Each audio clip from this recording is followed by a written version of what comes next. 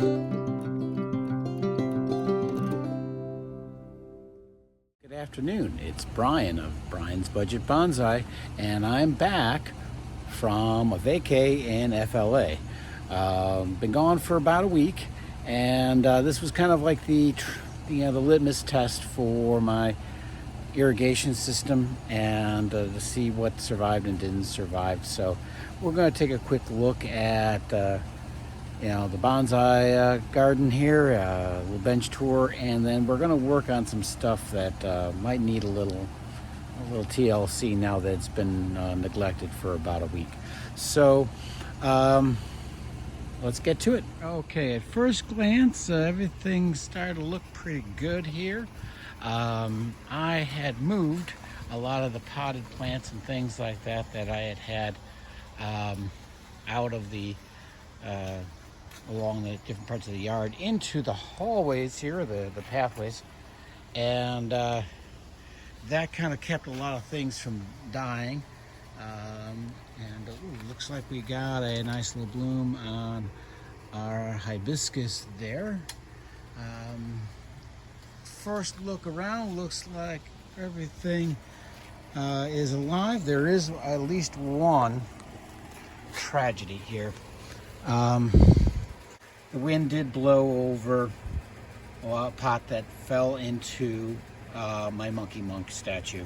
So monkey monk did not survive. So, oh geez, and monkey monk's got sharp edges. Yeesh. We're gonna have to pause for a sec, people. Okay, sorry about that. One band-aid later, and we are back in business. Sorry if any of you guys are squeamish at the sight of blood. That was unanticipated. I do not know whether or not that was a violation of any YouTube standards or anything like that. But yeah, it caught me off guard. What can I say? But so you be careful with those scissors. It's like, yeah, also be careful of shards of broken pottery or ceramics in this case, or in this case, a little statue of a monkey that looks like a monk. But just looking around here, looks like a little drying of the tips on this one here. This is a little bit more towards the outside, but this, so far so good. Looks like as you see, I moved some of the tomato plants in there, and just going around looking for anything that might have not done well. So far everything's looking green. There we go. Looks like well, the thing about that is just a Virginia creeper that was being turned into a bonsai. If that does not survive, that was a weed. I do have two other ones. This is another Virginia creeper that's trying to be turned into a bonsai, and there is another one in there. That's its base. That's a little, I can see we got a little wire on that one. That looks like we did a little bit better. Speaking of wire, we might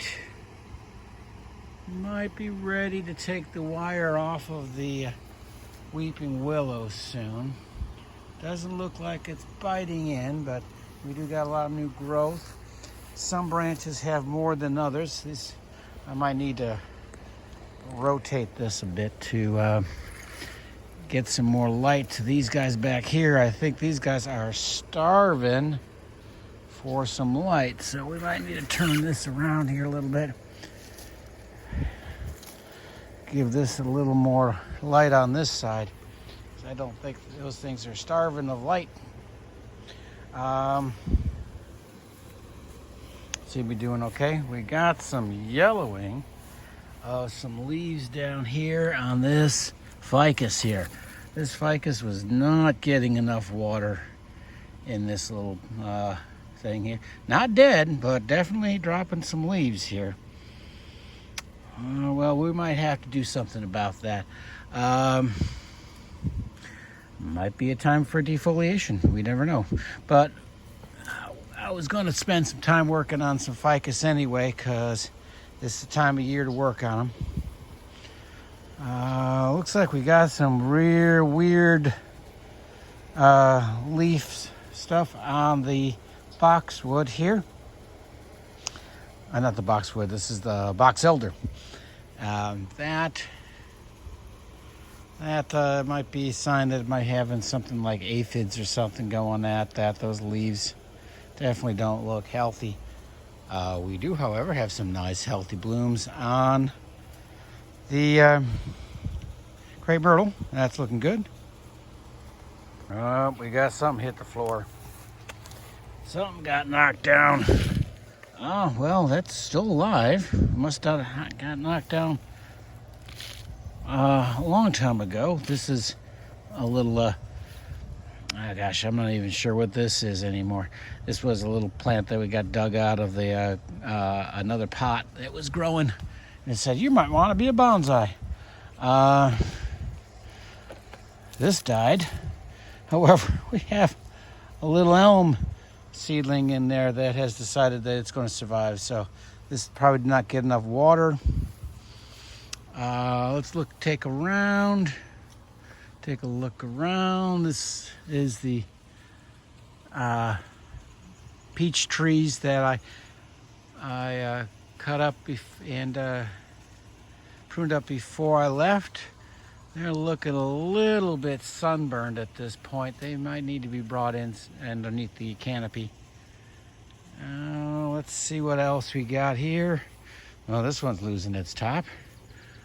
Oh, and this decided to bloom.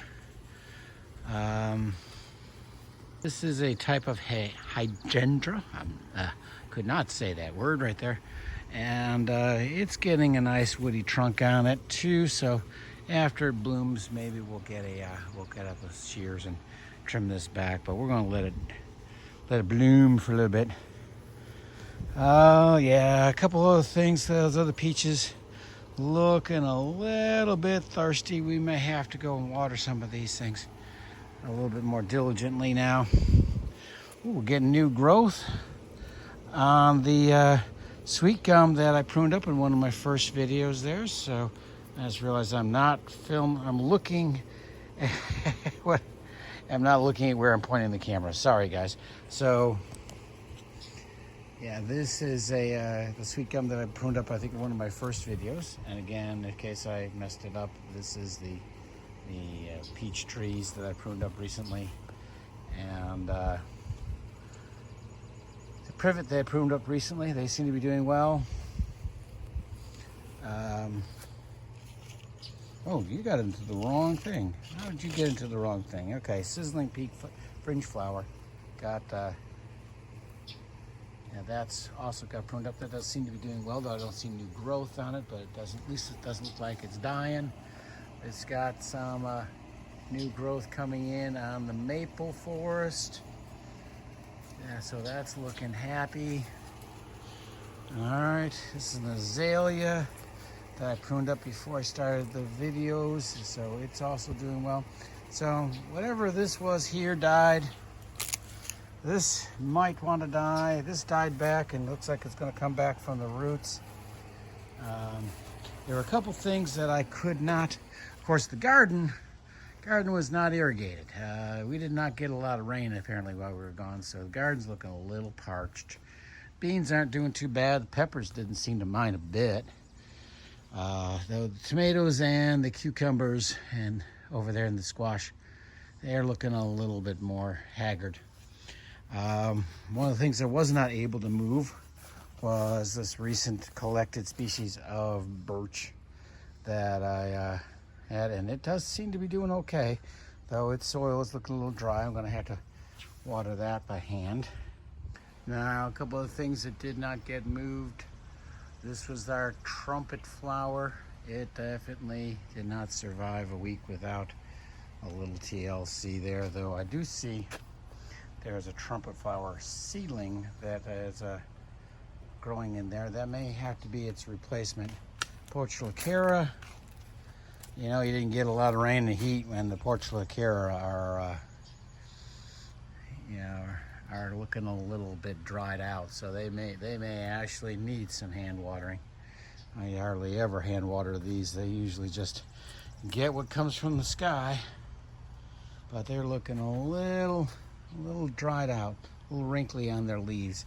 You can be able to see some of this where the leaves are a little on the wrinkly side. So that, I mean, they're getting a little dehydrated. They tolerate drought fairly well, but they're not, can't go without no rain. They are still living plants. Here we have the tail of two wisteria. The wisteria on the left is doing really well. And I think it's probably had its roots escape the pot and they've gone into the ground, and that's why it doesn't seem to care whether it gets watered or not. This one over here is not doing so well, and I'm gonna have to water this one, but it may have been just that it hasn't escaped the pot yet. So hopefully it's not too late for this one. One of the success stories of this is how well the river birch is doing. It was not under any artificial irrigation, however it was in the shade of the Bradford pear, and it does seem to be doing okay. Again, this was just dug up a couple months ago. It's all got new growth on it, and again, river birches, as the name implies, don't usually like being wet, but it seems to have survived its ordeal, its week of neglect. So vacation is fun, but it's always a little bit iffy about whether or not your bonsais will be alive when you get back. The irrigation underneath the shade cloth does seem to have done its job. There were a few outliers literally on the outside that maybe did not get as much water as the stuff that's directly in the middle, but it only had to make it a week, and now I'm back. So all right, we came back inside where it's air conditioned for this next part here. This is basically, I guess, a little bit of our haul here. We did a little bit of thrifting when we were here, and I got myself another little Buddha statue. Maybe he can go where Monkey Monk goes. Also, this is a ceramic bowl that is kind of like made to look like a woven basket, and that is kind of like, I figured that might work a little bit like a pond basket, where, you know, the idea behind a pond basket is got that mesh, and as the roots try to go to the edge rather than wrapping around and around, they kind of start to stick out there, get what's called air pruned, because they're like, hey, I want to get out there. It's like, oh no, there's air, and they die. But then they're like, okay, we're going to put more roots further back. So pond baskets and things like this are good ways to get good root ramification. The problem is because of all these, because it's so holy, oh, holy, holy, it'll dry out a little faster. So we probably don't want to put a thirsty plant in one of those. So that might work pretty well. Oh, and two souvenirs that were purchased by me by my, I believe this was by my younger daughter Megan's significant other Matt. He found these at a gift shop. I might hang those up outside by my other bonsais. There's a little wind chime with a tree on there, and it kind of like looks like a little bonsai. And of course, obviously, this is another one here, which is kind of like a little tree of life symbol. So that's also a nice little wind chime. Again, I might put that out. I got the business side. No, that's the back side.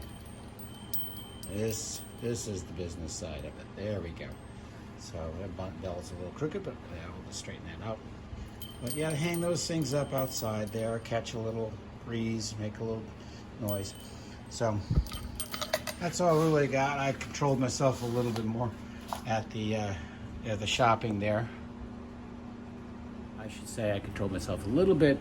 I did get this awesome shirt.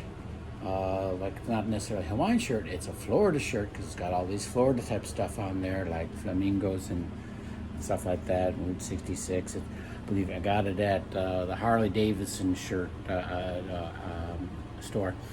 I am not a Harley driver, but my daughters like to buy Harley shirts, even though they're not Harley drivers.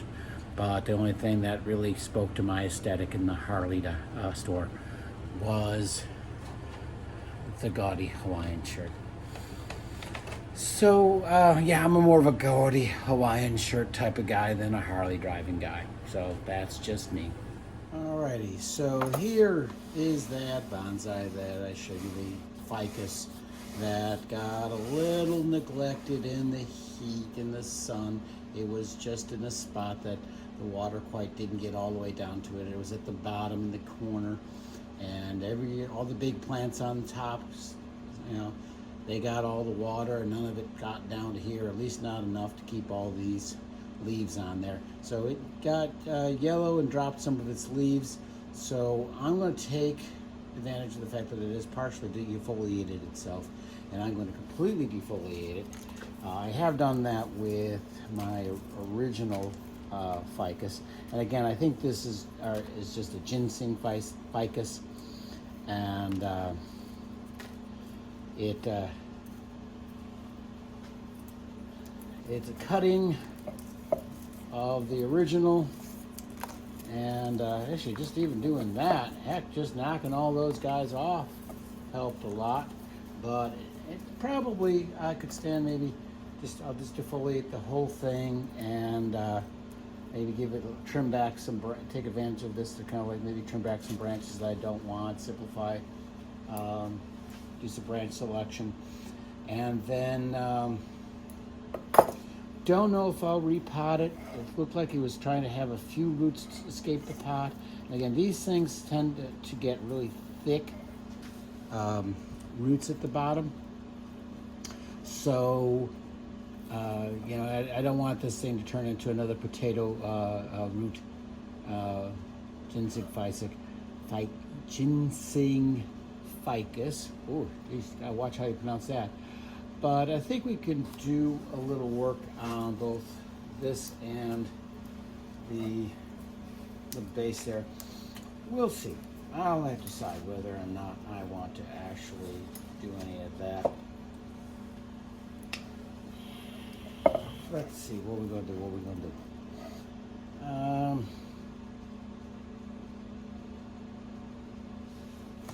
let's go with the original plan, which was to defoliate.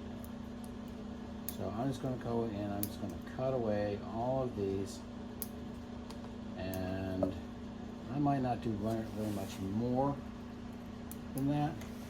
Again, if I find a branch is just not growing in an area I like, I will I'll cut it off, or old pruning stubs like that. Might get a little trim. I think we're going to take advantage of the fact that it had partially defoliated itself to completely defoliate, and see if I can get some more roots. I mean, some more back budding on this. I had work in the past, so yeah, I don't know if my big paws are in the way, but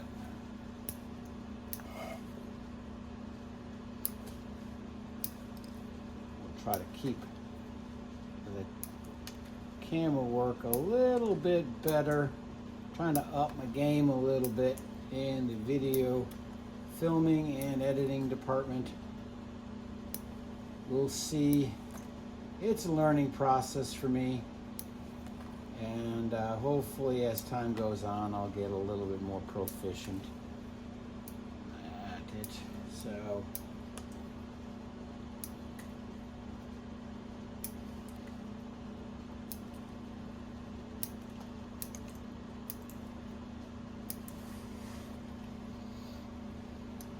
the idea behind this is that if the tree wants to put more energy into it, it will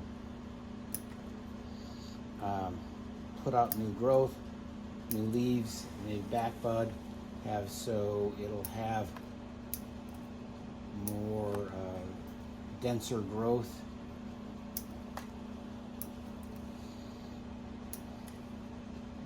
This time of year, ficuses, if you keep them watered, that is, will usually be very aggressive in their growth. But this gets rid of old leaves that maybe are a little too large, and makes it have more smaller leaves, like more in terms of number, but actually smaller themselves.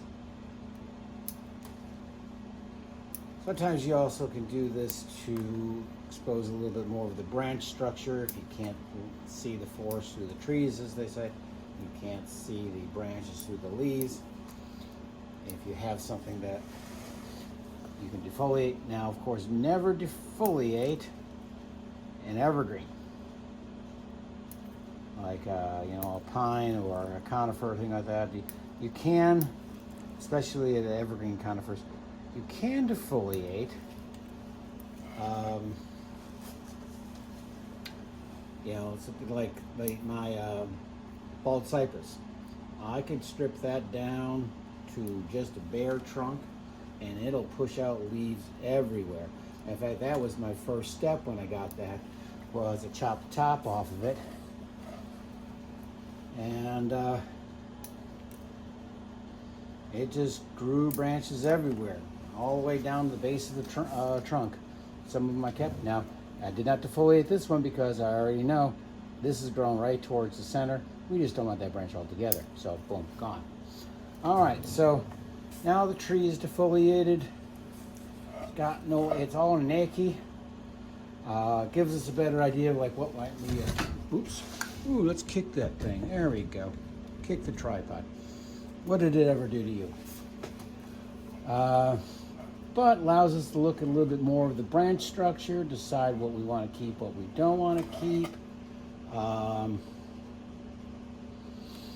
This first branch here, the primary branch here going down here, I decide whether or not do I want this one that goes down, or do I prefer to have this one that kind of goes down and back up again. I actually like if I cut this out here and keep those two, and rear pruning stub. And again, I'll see what comes back. I'm not going to prune back too hard on things. It's defoliated it. A couple things are going straight up I might not want. So no real hard prunes. This is might be enough trauma for it. Gonna get rid of that little branch there.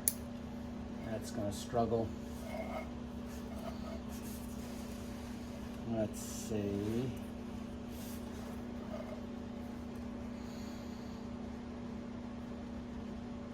Honestly, that kind of makes a better front. This is a little bit more open, but there's really not a lot of branching here.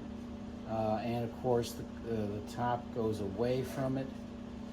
I might take that off there.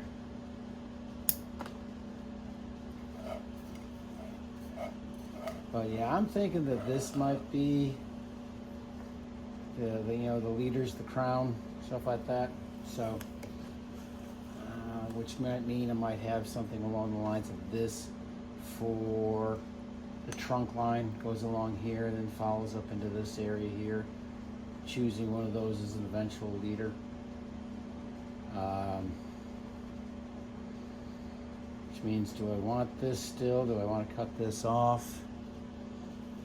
How much? I don't know if some of this may not even be in frame here. Hold on.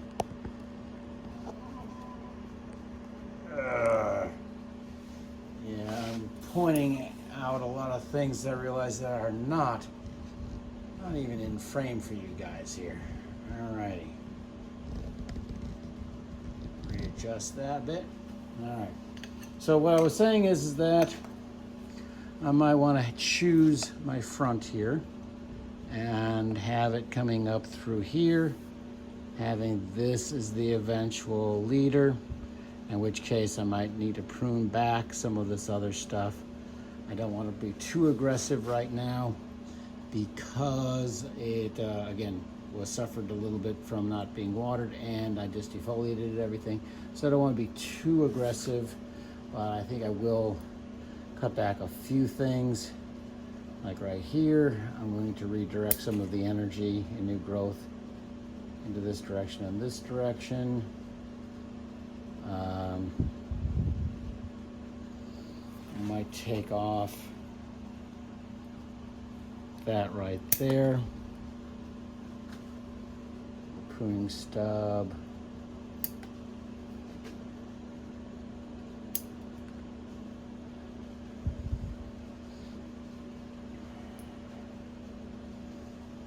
Take that off there. And I don't know, guys, what do you think? You think that's enough I should do to this poor plant? I should just give it some water, some fertilizer, and just let it grow. All right, so we're just gonna take maybe a little capful there of some granular fertilizer there. Just kind of spread it in there. Give it a little bit of a boost. And we're going to take it out. I might actually dunk this in some water to really saturate those roots. Those roots were left dry for too long. So I'm just going to dunk this one.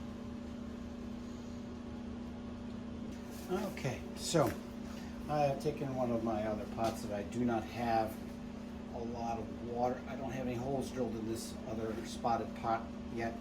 So I am going to just give this thing a big old drink of water.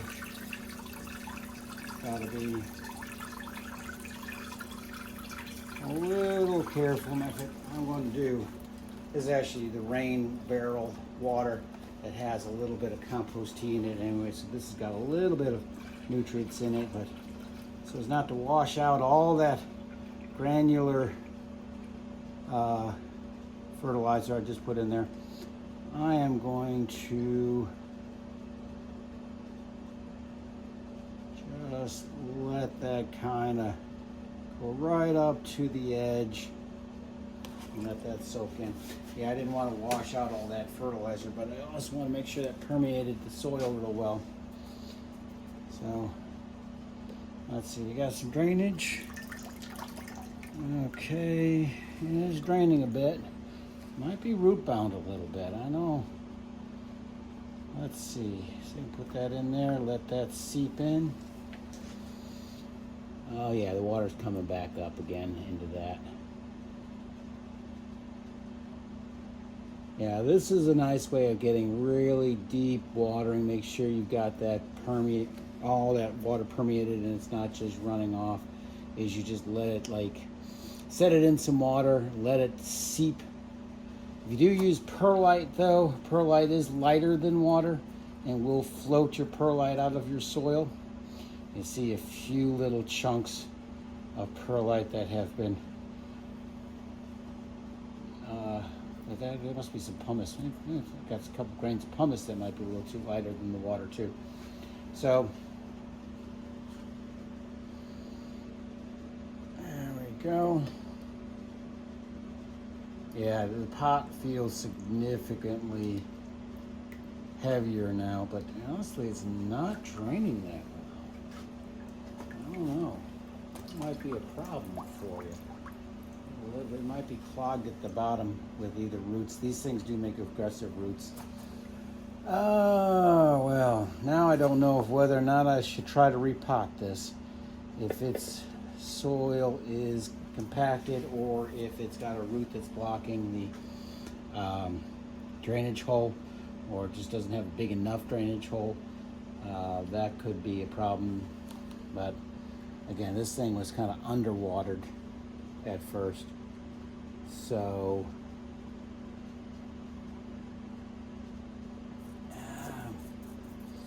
I might just leave it as is. This isn't a bad time of year though to repot if you're going to repot. I just don't know whether or not if this would be too much too soon for this. Well, you know, we'll save that decision for a different day. We'll see how it responds to the defoliation and see if it recovers from its neglect. And if it regrows new leaves, great. If it doesn't, well, I got like a dozen more of these where this came from.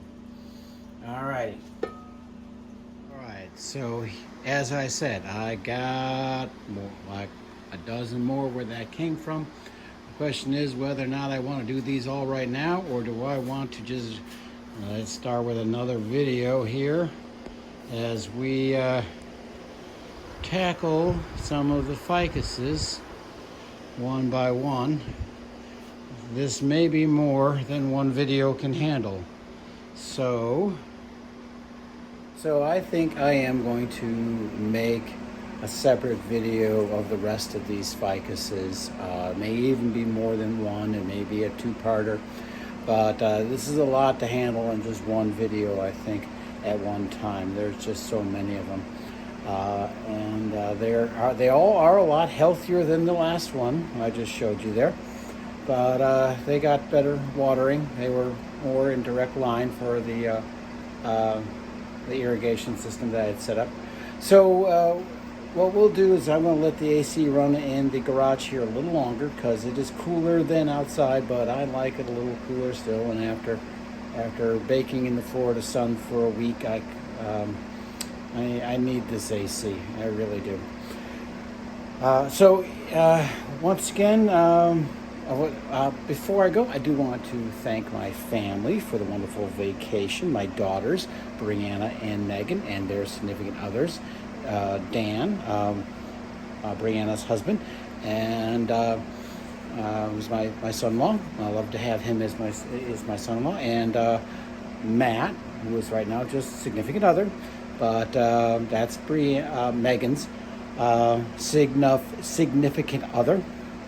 And he's a nice guy, and love him too. And hopefully all of you guys enjoyed your vacations, if you guys are watching these videos. And of course my lovely wife, Leanne, who was also a wonderful person to have on vacation with. Love her so much. And we also, though, however, wanted to hurry back because we missed our Sophie. Sophie was being boarded with her former foster mom, who took real good care of her. We appreciate that, Colleen. I don't know if you'll ever watch this video, but if you do, hats off to you for taking good care of our girl. But we missed her and drove 9 hours to be back home with her so that she can wag her tail and do her happy dance for us. So the rest of you guys, thank you for watching, and I will see you in the next part of the fabulous, freaky ficus day. So y'all be cool now. Take care.